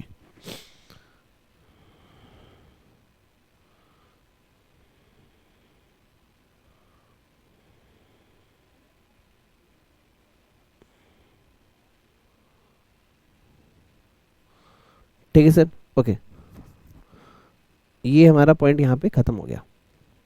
आई थिंक आपको समझ में आया हो। चलो एक बार बुक में चलते हैं, इसको SQC 1 और ऐसे 220 दोनों से पढ़ लेते हैं, देख लेते हैं क्या डिफरेंस है दोनों में।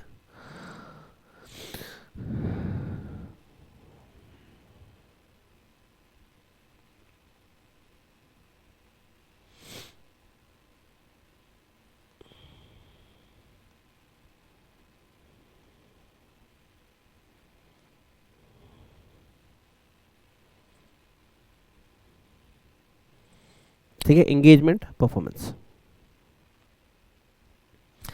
Consistency in quality of management performance is achieve through briefing of engagement teams of their objective. आपको क्या करना पड़ेगा, ब्रीफिंग करना पड़ेगा of engagement teams with their objective. Process of complying with engagement standards, जिसमें आप engagement standard, process, engagement supervision and training सारी चीजें रखने वाले हो। मेथड्स ऑफ रिव्यूइंग सब कुछ।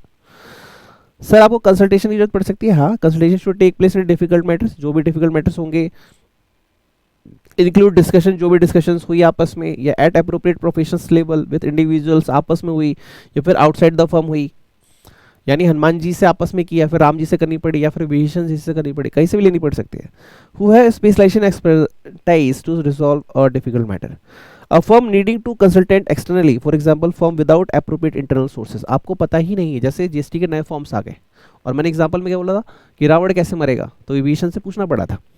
एंगेजमेंट क्वालिटी कंट्रोल रिव्यू, ठीक है, ये कौन आ गया सर, ये आ गए विभीषण भैया, हमें बाहर वाले से पूछना पड़ रहा है, ठीक है सर। सिंगफिट जजमेंट, वो जजमेंट जिसकी वजह से हमारे ऑडिट की रिपोर्टिंग में, ओपिनियन में पूरा चेंज आ जाएगा। Made in an engagement should be reviewed by an engagement quality control reviewer for taking an objective view before the report is issued. The extent of review depend upon the complexity of the engagement and risk that the report might not be appropriate in the circumstance. The review does not reduce the responsibility of the engagement partner. But हाँ, review देने का मतलब ये नहीं है उसने सच बोल दिया कि हाँ तुम्हारी रिपोर्ट बहुत अच्छी है तो तुम्हारी रिस्पॉन्सिबिलिटी खत्म, नहीं, तुम्हारी रिस्पॉन्सिबिलिटी उतनी ही रहने वाली है। Engagement quality control review is mandatory for all the auditors on the statement of listed companies, ठीक है। सर डिफरेंस ऑफ ओपिनियन आ गया, हनुमान जी बोल रहे हैं 5 लाख और वो बोल रहे हैं 1 लाख, तो there might be difference of opinion with engagement team with those consulted between engagement partner and engagement quality control reviewer. The report should only be issued after the resolution of such difference. In case recommendations of engagement quality control reviewer are not accepted by the engagement partner, मान लो तुम विभीषण की बात मान नहीं रहे, हनुमान जी की बात मान रहे हो, विभीषण की बात को इग्नोर कर रहे हो, and matter is not resolve to reviewer satisfaction, ठीक है, और मैटर अभी भी रिव्यूअर के एंगल से यानी विभीषण के एंगल से सॉल्व नहीं हुआ है, the matter should be resolve by the following established procedure bye firms like consulting with another practitioner of the firm और अ प्रोफेशनल और रेगुलेटरी बॉडी। तो आप क्या करो, हनुमान जी और विभीषण जी में डिस्कशन बढ़ रही है तो राम जी इंट्रोड्यूस होंगे, राम जी और रिव्यूअर की डिस्कशन होगी, फिर राम जी उससे समझाएंगे, इसे समझाएंगे, यानी ये लेवल बढ़ता जाएगा जब तक टॉपिक सॉल्व नहीं होने वाले, डिस्कशन सॉल्व नहीं होने वाली। क्या इतना हाई लेवल का क्वेश्चन आएगा? बिल्कुल नहीं। एंगेजमेंट डॉक्यूमेंटेशन, ये बहुत इंपॉर्टेंट है।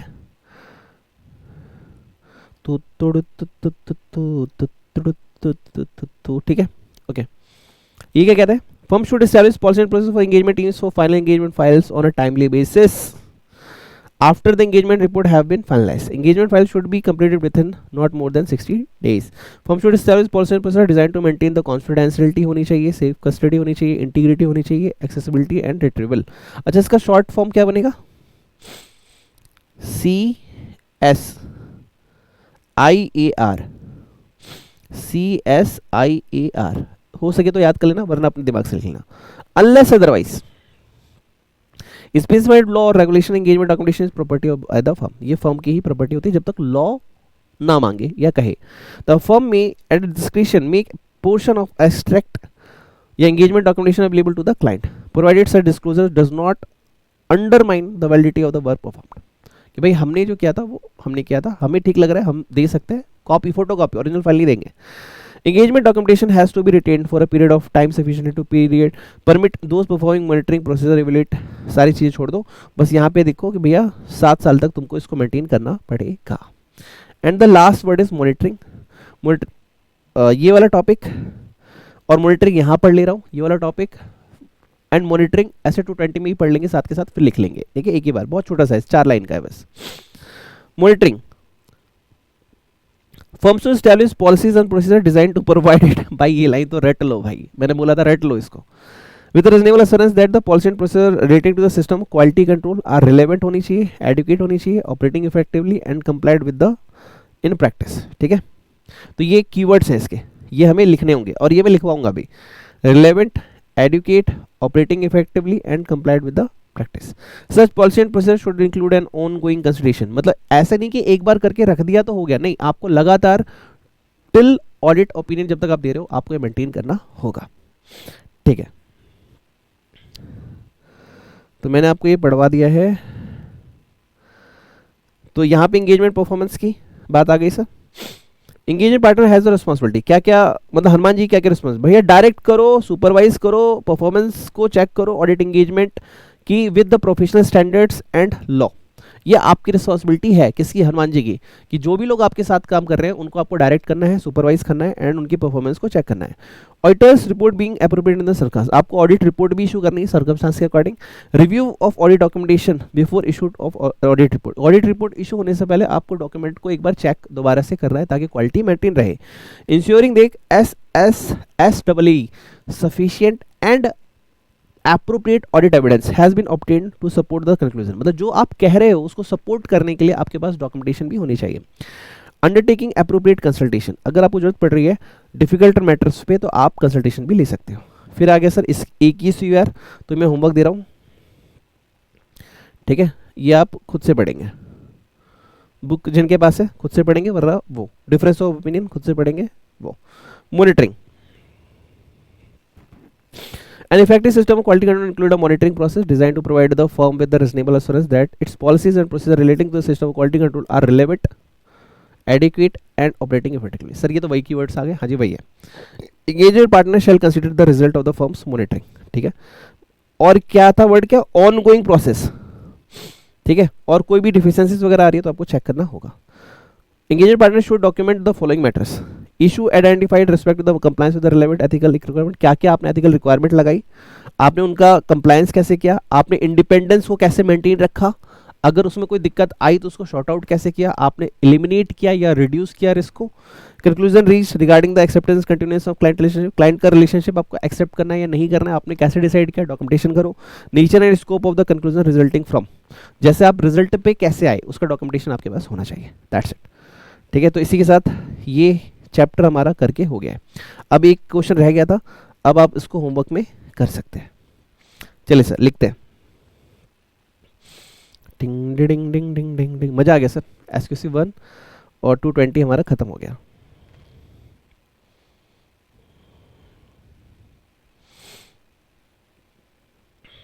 सर एक चीज रह रही है, ऐसे 220 हमने पूरा पढ़ा लेकिन उसको ऑब्जेक्टिव पढ़ना रह गया, वो उसके ऊपर क्वेश्चन था, तो ऑब्जेक्टिव वाला पार्ट अभी हम पढ़ेंगे, ठीक है। लिखिए sir last point F, this is monitoring, monitoring monitoring, हाँ ओके। क्या मॉनिटरिंग एक दिन का काम है कि रोज का है सर? रोज का है, तो this is a ongoing process.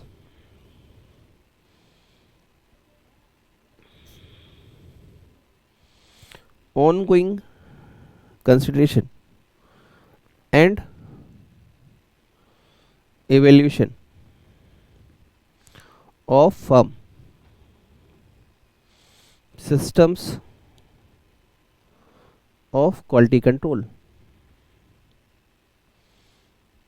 अब क्वालिटी कंट्रोल हम क्यों कर रहे हैं? टू इंश्योर, क्या क्या इंश्योर करना है हमें?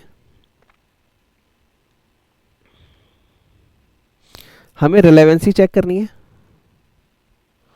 हमें एडिकेसी चेक करनी है,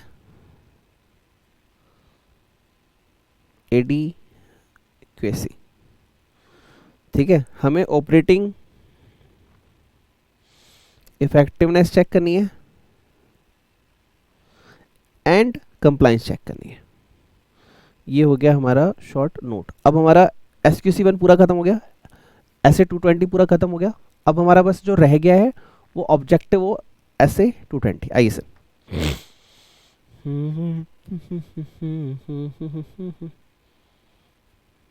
ये तो MCQ है।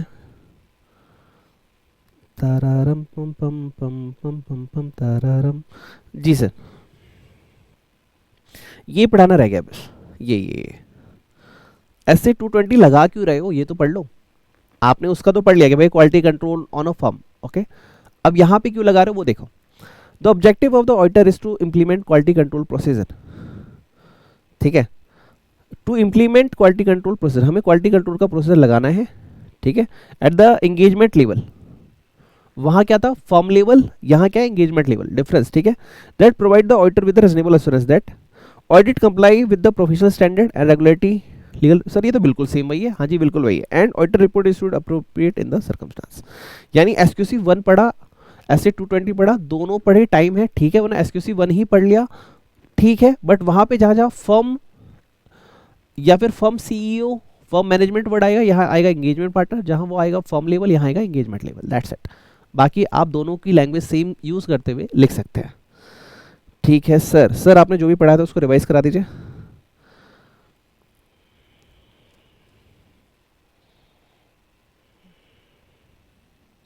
तो सर जो लास्ट पार्ट में पढ़ा था वो तो मैंने ऑलरेडी आपको रिवाइज करा दिया सर। हाँ सर, वो तो आपने अभी भी क्लास के स्टार्टिंग में रिवाइज करा दिया, आज जो पढ़ा वो रिवाइज करवा देता हूँ, ठीक है ओके। और आपके लिए पूरी शिद्दत से मैंने मेहनत की है, आपके अंदर सभी देवी देवता जो भी बैठे उनको मेरा प्रणाम। एक ही चीज़ कहूँगा सर, अगर सफलता की का राज आपको जानना है कि sir how we become the successful person, एक ही तरीका है, मेहनत करो और उस मेहनत से प्यार करो। आप लोग मेहनत तो करते हैं लेकिन कहीं ना कहीं नफरत हो जाती है दिल में, अरे भाई इतना पढ़ना पड़ेगा, अरे भाई ये भी करना पड़ेगा, अरे भाई दीपावली होली रक्षाबंधन नहीं मना पाऊंगा। नहीं, if you giving a sacrifice for something ना, so feel pleasure inside it, कि हाँ जो मैं कर रहा हूँ, मेरा कर्म जो है, जो भागवत गीता है वो ये कहती है कि जो कर्म है वो कभी धोखा नहीं देता। ये जो कर्म का बीज आप डाल रहे हो ना आज, वो कल या परसों या आने वाले फ्यूचर में एक बहुत ही बड़ा वृक्ष फल का बनेगा ही। लेकिन हाँ, लालच मत करो कि ये जो कर्म किया इसका बेनिफिट मिलेगा। उसकी जगह इंस्टीड ऑफ दैट आपको अपने कर्म से प्यार करना है। वाह, मजा आ गया आज हमने जो सीखा, वाह आज हमने बहुत अच्छे से नोट्स बनाए सर, वाह सर आपने पढ़ाया, मजा आ गया। लाइफ में मम्मी पापा और अपने गुरु, इन दो का आशीर्वाद लेके हमेशा चलो। जिसके पास इन दो का आशीर्वाद है ना, वो है ना जाको राखी साइयां मार सके ना कोई। दुनिया में कोई भी प्रॉब्लम आपको बीट नहीं कर सकते। कभी भी अपने माँ बाप के लिए गलत वर्ड्स यूज मत करो, अपने टीचर्स के लिए गलत वर्ड यूज मत करो। हो सकता है माँ बाप से टीचर से गलती हो जाए, लेकिन आपको एक वर्ड आता ना कि फैमिलिटी थ्रेट, आपकी फैमिलिटी अपने पेरेंट्स के साथ होनी चाहिए, टीचर के साथ होनी चाहिए। हो सकता है बीमार हो गए हो सकता है मम्मी पापा ने बहुत कोशिश की हो, हमें लग्जरी नहीं दे पाए, कोई बात नहीं, मैं दूंगा ना। हो सकता है गलती हो गई हो, कोई बात नहीं, मैं करूंगा ना। When you start loving your hard work ना, आपको सफलता मिलेगी। आज नहीं मिलेगी, कल मिलेगी, कल नहीं मिलेगी, परसों मिलेगी, एक दिन जरूर मिलेगी। बस कर्म करो और उससे प्यार करो। इसलिए नहीं कि मैं सीए बन जाऊंगा, लॉयर बन जाऊंगा, सीएस बन जाऊंगा, नहीं, मुझे काम करने में मजा आता है। और जब मैं काम करता हूं तो मैं दुनिया को भूल जाता हूं। जिस दिन ये वाली शिद्दत आ गई ना और तुम करते चले गए, करते चले गए, करते चले गए, आज नहीं तो कल ये दुनिया तुमको सलाम ठोकेगी। वीडियो को लाइक नहीं किया तो लाइक कर लो, चैनल को सब्सक्राइब नहीं किया तो सब्सक्राइब कर लो, अपने दोस्तों में प्लीज़ प्लेलिस्ट को शेयर कर दें। कमेंट में बॉक्स में जाके एक गुरु के लिए, एक टीचर के लिए गुरु दक्षिणा के तौर पे थैंक यू लिख सकते हो। सर ये चैप्टर 11 कैसा समझ में आया, कितनी अंडरस्टैंडिंग रही, कमेंट बॉक्स में जरूर करके बताना। ओके, स्टार्ट करते हैं ऑडियो रिविजन्स, ठीक है। अच्छा, ऑडियो में तो हमने फर्स्ट पार्ट का ऑडियो भी नहीं बनाया था ना, तो हमें पूरा ही बनाना पड़ेगा, right. Hello my dear friends, कैसे हैं आप सभी। दोस्तों हम रिवाइज कर रहे हैं एसक्यूसी 1 और एसए 220। एसक्यूसी 1 और एसए 220 में डिफरेंस छोटा मोटा है, जो कि आप बुक से जाके देख सकते हैं। बाकी डिस्कशन के अंदर मैं आपको सिंपल सा डिफरेंस बता दूं, जहां भी फर्म लेवल आएगा वहां आएगा एंगेजमेंट लेवल। एसक्यूसी 1 बात करता है फर्म लेवल पे, और एसए 220 जो है वो बात करता है एंगेजमेंट लेवल पे। जहां पे एसक्यूसी 1 कहता है फर्म लेवल पे क्वालिटी कंट्रोल मैनेज करो, हमारा एसए 220 कहता है एंगेजमेंट लेवल पे क्वालिटी कंट्रोल मैनेज करो।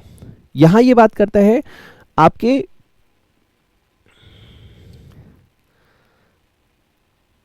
फर्म सीईओ की, मैनेजिंग पार्टनर की, वहां पे वो बात करता है एंगेजमेंट पार्टनर। ये बात करता है मैनेजिंग पार्टनर, वो कहता है एंगेजमेंट पार्टनर। बस इस डिफरेंस को याद करते हुए जब भी आप लैंग्वेज लिखो, बस इन दो वर्डों को रिप्लेस कर देना, आपका आंसर ड्राफ्ट हो जाएगा। बाकी जैसे ही आप ये पढ़ोगे, मैंने क्लास में बहुत सारे क्वेश्चंस कराए, वो सारे क्वेश्चंस आपको कर रहे हैं। केस बेस्ड स्टडी मैंने आपको करवा के दी है, वो आपको करनी है। इसका ऑलरेडी यूट्यूब पे वीडियो चैप्टर 11 का कंप्लीट अपलोड हो गया है, ठीक है। तो आप वहाँ से एक बार पूरा लेक्चर देख लें, फिर नोट से रिवाइज कर ले, ऑडियो सुन ले, जो क्वेश्चन दिए वो कर ले। आई प्रॉमिस यू कि तुम इजीली ऑडिट के अंदर 80 to 90 स्कोर कर लोगे, ठीक है। बाकी और कोई दिक्कत हो तो आप मुझे व्हाट्सएप पे मैसेज भेज देना 9357194004 पे। आइए स्टार्ट करते हैं रिवीजन। एसक्यूसी 1 ऐसे 220 जो बात करते हैं वो कहते हैं quality of control of 4 firms के बारे में, कि आप अपना ऑडिट जब भी फर्म का करेंगे, ठीक है, मतलब जब आप क्लाइंट को ऑडिट करने जाएंगे मिस्टर फर्म, जब आप क्लाइंट को ऑडिट करने जाएंगे तो आप अपनी क्वालिटी का ध्यान देना, ठीक है, क्वालिटी कंट्रोल का। उसके बाद सर एसक्यूसी 1 लगाया क्यों जाता है, तो ये एक पेरेंट स्टैंडर्ड है और इसका बेबी स्टैंडर्ड का नाम है SA 220, ठीक है, और वो उसने पूरा अडॉप्ट किया अपने पापा को। जैसे मूवी आई थी ना एनिमल की, पापा मेरी चाह हर पल रखना, तो ये बिल्कुल पापा को कॉपी करता है SA 220। जो एसक्यूसी 1 कहेगा वही SA 220 मेंटेन करेगा। एसक्यूसी 1 क्या है, एक पेरेंट स्टैंडर्ड है, ये चाहता है कि आप इस्टेब्लिश करो और डिजाइन करो, किसको सर, क्वालिटी कंट्रोल को। तो ये लाइन हर जगह आती है, we are establishing a policy and procedures to obtain. ये लाइन मैंने आपको बताया था और आपको हर बार लिखवाया पूरे 6 एलिमेंट्स के दौरान, establish policies and procedures to obtain. तो ये लाइन याद कर लेना प्लीज। तो सर इससे हमें क्या होगा, सर फर्म और उसके पर्सोनल को बताएंगे हम कि प्रोफेशनल स्टैंडर्ड क्या है, लीगल एंड रेगुलेटरी रिक्वायरमेंट क्या है। मैंने ऐसे 220 का ऑब्जेक्टिव पढ़ाया था, उसमें भी सेम लैंग्वेज थी, याद आना चाहिए आपको। तो वहाँ पे फर्म लेवल है, वहाँ पे एंगेजमेंट लेवल हो जाता है, यहाँ पे पर्सनल है, वहाँ पे एंगेजमेंट टीम पार्टनर्स हो जाता है, ठीक है। And appropriate report are being issued in the circumstance, ठीक है। ओके सर क्या क्या एलिमेंट है, तो 6 एलिमेंट है। क्वेश्चन एक आया था what are the elements of quality control, तो 6 एलिमेंट्स लिख के आने, चाहे वो SA 220 हो या SQC 1 हो, ठीक है। Leadership responsibility, ethical requirement including independence, आपको accepted and continuation of client relationship, human resource, engagement performance and monitoring. Okay sir leadership responsibility क्या है, यहाँ पे वर्ड स्टार्ट होता है फर्म शुड, वहाँ पे क्या होगा, एंगेजमेंट फर्म, ठीक है, एंगेजमेंट टीम, वहाँ पे क्या होगा, एंगेजमेंट पार्टनर। इन चीज़ों का हल्का सा वर्ड का डिफरेंस है SA 220 और SQC 1 में। मैं बार बार रिकॉल करा रहा हूँ ताकि तुम्हें दोनों अलग से ना पढ़ने पड़े। तो firm should establish a policies and procedure design to promote, okay, and internal culture, एक ऐसा इंटरनल कल्चर बनाओ। हमने लेक्चर में बात की थी होटल मैनेजमेंट की, जहाँ पे वो रोज का खाना फेंक देता था ताकि क्वालिटी खराब ना हो। तो उसी एग्जाम्पल का अडॉप्ट करते हुए मैंने आपको बताया था कि फर्म एक ऐसा कल्चर बनाना चाहती है, एंगेजमेंट पार्टनर एक ऐसा कल्चर बनाना चाहता है कि क्वालिटी ही सब कुछ है, ठीक है, जो है क्वालिटी है। जो फर्म के CEO है, मैनेजिंग पार्टनर है, या फिर as per SA 220 Hanuman ji यानी एंगेजमेंट पार्टनर जो है, शेल ओवरऑल रिस्पॉन्सिबिलिटी होनी चाहिए क्वालिटी सिस्टम की। जिस भी पार्टनर को आप अपॉइंट कर रहे हो, असाइन कर रहे हो, जैसे हमने सुशांत और एक केस देखा ना, केस बेस्ड स्टडी देखा था, तो उसमें उन्होंने बात की थी कि भैया जो भी बंदे को आप अपॉइंट कर रहे हो सफिशिएंट एक्सपीरियंस होना चाहिए, अथॉरिटी होनी चाहिए, और उसको अपनी रिस्पॉन्सिबिलिटी समझ में आनी चाहिए कि हमारा काम है क्वालिटी को मेंटेन करना। ओके ठीक है सर। इसके बाद जब हम आगे बढ़ते हैं, we have a ethical requirement. What is ethical requirement, कि भैया देखो जो भी टीम मेंबर हैं हमारे साथ, जो भी फर्म के एंगेजमेंट पार्टनर्स हैं या फिर एंगेजमेंट टीम मेंबर्स हैं, सबको समझ में आना चाहिए व्हाट इज एथिकल रिक्वायरमेंट। और SQC 1 के अकॉर्डिंग हमारी फर्म को डिज़ाइन करना है, इस्टेब्लिश करना है, पॉलिसी और प्रोसीजर को डिज़ाइन करना है ताकि हमें मिल सके रिजनेबल एश्योरेंस की फर्म और उसके पर्सनल जो है वो एथिकल रिक्वायरमेंट को कंप्लाई करते हैं। और वही अगर ये SA 220 की लैंग्वेज होगी तो एंगेजमेंट पार्टनर को इस्टेब्लिश करना है, पॉलिसी और प्रोसीजर को डिज़ाइन करना है ताकि वो यही बता सके कि एंगेजमेंट टीम और एंगेजमेंट्स टीम मेंबर्स, उसके जो पार्टनर हैं वो कंप्लाई कर रहे हैं एथिकल रिक्वायरमेंट, मतलब वर्ड्स का रिप्लेसमेंट कर दो, दैट्स इट। उसके बाद आपने कहा फंडामेंटल प्रिंसिपल्स कौन से होते हैं sir, integrity, objectivity, professional competence and due care, confidentiality and professional behaviour. इसके बारे में हम चैप्टर 11 में ऑलरेडी प्रीवियस लेक्चर्स में पढ़ चुके हैं। सर पॉलिसी और प्रोसीजर क्या है, देखो policy procedure with respect to independence, independence का टॉपिक ऑलरेडी हमने सेपरेट पढ़ा था, तो उसी को उठा के हम यहाँ पे रख रहे हैं कि भैया फर्म को कम्युनिकेट करना चाहिए, ठीक है। Firm should establish policy and procedure to ensure that firm and its personnel and others maintain independence. तो आप इसे ऐसे 220 में कैसे बोलेंगे, firm should establish policy and procedure to ensure that engagement partner and engagement team personnel and others maintain independence, मतलब words को replace करो और आंसर लिखो। ओके उसके बाद सच पॉलिसीज क्या क्या है सर, कम्युनिकेट करो इंडिपेंडेंस को, अगर कोई भी थ्रेट आता है आइडेंटिफाई करो, इवेल्युएट करो, और अगर ऐसा कोई थ्रेट है जिसकी वजह से इंडिपेंडेंस को दिक्कत है, या तो एलिमिनेट करो या रिड्यूस करो उसके रिस्क को, ठीक है। और अगर कोई दिक्कत आती है तो विड्रॉ कर लो। और इसमें एक दो बातें और थी, एसक्यूसी 1 में है, ऐसे 220 में नहीं थी। एसक्यूसी 1 कहता है कि सर प्रॉम्प्टली नोटिफाइड करो सर, ठीक है। All breaches of independence should be promptly notified. मतलब कोई बंदा कह रहे हैं सर मेरे से दिक्कत हुई है, मैंने 5 लाख शेयर्स बाई कर रखे हैं, तो उसको सॉल्व करो, उसको इंकरेज करो कि वाओ यार तुमने सच बताया, थैंक यू। और हर साल में एक बार सबसे रिटर्नली लो कि हाँ आप सभी इंडिपेंडेंट हो। Now the next, acceptance and conditions of client relationship specific engagement. Firm should establish policy and procedure to ensure that clients are accepted continue only when. पहला, क्लाइंट की इंटीग्रिटी का ध्यान रखना, कंपिटेंस एंड कैपेबिलिटी चेक कर लेना firms के members की, engagement partners के मेंबर्स की, हैज़ बीन इवैल्यूएटेड, और क्लाइंट की रिक्वायरमेंट क्या है इसको आप समझ लेना, ठीक है। अगर क्लाइंट के और फर्म के बीच में कोई भी डिफरेंस है तो पहले उसको सॉल्व करो, तभी एक्सेप्ट करो। अगर वो सॉल्व नहीं हो रहा है तो फिर ऑडिट एक्सेप्ट मत करो। अगर एक्सेप्ट कर लिया उसके बाद दिक्कत आ रही है तो आप ये देखो कि प्रोफेशनली और लीगल रिस्पॉन्सिबिलिटी क्या है, क्या रिपोर्ट करोगे आप, और अगर और भी दिक्कत आ रही है तो विड्रॉ कर लो एंगेजमेंट से। ओके सर, ये हमारे लास्ट लेक्चर की ऑडियो रिकॉर्डिंग थी। अब इस लेक्चर में हमने क्या पढ़ा उसको आगे कंटिन्यूएशन में हम ऑडिट में अपने ऑडियो में रिकॉर्ड कर रहे हैं। ह्यूमन रिसोर्स में 3C आपको फॉलो करना है, capabilities, competencies and commitment. Capabilities कहती है एबल टू परफॉर्म टास्क, क्या जितने भी लोगों को आप साथ में ला रहे हो वो परफॉर्म कर सकते हैं टास्क को, क्या वो कॉम्पिटेंट हैं, नॉलेज है उसको उस काम की, क्या वो 100% कमिटेड है, डेडिकेटेड है अपने काम के लिए। ह्यूमन रिसोर्स की इन बातों को ध्यान रखना पड़ेगा। तो एक हमारी बेसिक लाइन जिसे हमें बार बार चिपकाना है, firm should establish policies and procedure design to provide it. क्या सर, रीजनेबल एश्योरेंस लो कि हमारे पास सफिशिएंट पर्सनल है कि नहीं। मैंने आपको रॉबिन हुड मूवी का एग्जांपल दिया कि Z प्लस सिक्योरिटी दे रहा है, सिर्फ 6 लोगों को लेके लाया, तो भैया सफिशिएंट पर्सनल है कि नहीं तुम्हारे पास with the capabilities, competencies and commitment. 2, क्या रखना है, ethical principles to perform the engagement. और भैया जितने भी लोगों को ला रहे हो प्रोफेशनल स्टैंडर्ड फॉलो कराओ, legal and regulatory requirement follow कराओ, अप्रोप्रिएट रिपोर्ट बनेगी, सारी चीजें उन्हें बता दो सर्कमस्टांस में क्या करना है। सच पॉलिसीज एंड प्रोसीजर, सर इन बातों में कुछ बातें भूल मत जाना। स्टाफ को रिक्रूटमेंट करना है, उनकी कैरियर डेवलपमेंट क्या है, उनकी कैपेबिलिटीज क्या, उनकी कॉम्पिटेंसीज क्या, उनको प्रमोट कैसे करोगे, उनको कंपनसेशन कैसे दोगे, उनकी परफॉर्मेंस जो वो काम कर रहे हो उसको इवेल्युएट कैसे करोगे, और उनको अगर किसी चीज़ की जरूरत है तो वो कैसे सॉल्व करोगे। ये सारी चीज़ें आपकी पॉलिसी एंड प्रोसीजर में आती हैं। इसके बाद सर आया एंगेजमेंट परफॉर्मेंस, ये सबसे बड़ा टॉपिक है और इसी में सबसे ज़्यादा टाइम लगता है। मैं आपको समराइज वे में बता रहा हूँ, ध्यान सुनना। सर जी कंसल्टेंसी लो, मतलब जैसे हमने वानर सेना की बात करी थी, छोटे मोटे बहुत सारे वानर हैं, उसमें कोई दिक्कत आ गई तो हनुमान जी से पूछो कैसे कर रहे हैं। तो इसको कैसे कहा, consultation should take place and difficult matter, जहाँ भी तुम्हें दिक्कत आ रही है हनुमान जी से बात करो, हनुमान जी जवाब देंगे। सर हनुमान जी कोई दिक्कत आ गई, अब हनुमान जी राम जी से बात करेंगे, और अगर राम जी को भी उस चीज़ का जवाब नहीं पता तो हम किसी आउटसाइडर से पूछेंगे सर इसका जवाब क्या है। जैसे एग्जाम्पल दिया था कि न्यू जीएसटी फॉर्म आ गए, आपने अपने सीनियर से पूछा, सीनियर बताएगा, सीनियर को नहीं पता तो सीनियर दूसरे सीनियर से पूछेगा या फिर आउटसाइड सीनियर से पूछेगा कि बताओ इस जीएसटी फॉर्म को कैसे भरा जाता है। नाउ कंसल्टेशन में be within persons having appropriate knowledge and experience within the firm और outside the firm. Now outside consultation, अब सर आउटसाइड कंसल्टेशन कब होती है, आउटसाइड कंसल्टेशन में बी रिक्वायर्ड। जैसे हमने विभीषण का एग्जांपल दिया था कि ना राम जी को पता ना हनुमान जी को पता, किसी को उस चीज़ का जवाब नहीं पता, तो कौन बताएगा, विभीषण जो आउटसाइडर है, जो बताएगा रावण कैसे मरेगा।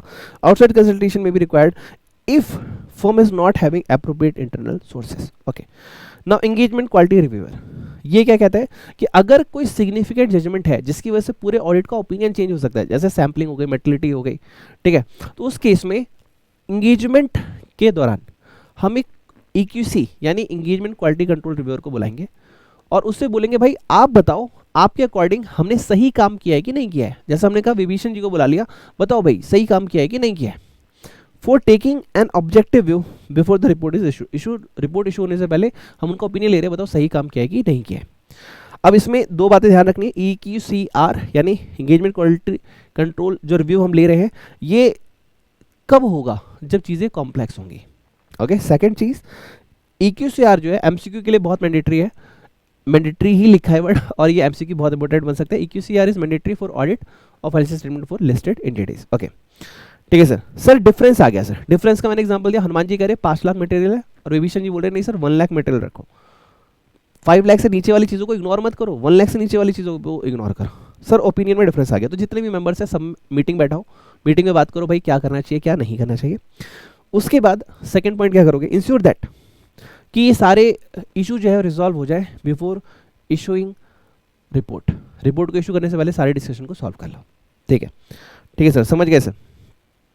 सर अब डॉक्यूमेंटेशन, डॉक्यूमेंटेशन में क्या करेंगे, firm should establish policy and procedure design for ensuring that final engagement file जो है वो टाइमली बेसिस पे बन जानी चाहिए। टाइमली बेसिस क्या है, रिपोर्ट इशू होने की 60 डेज के अंदर।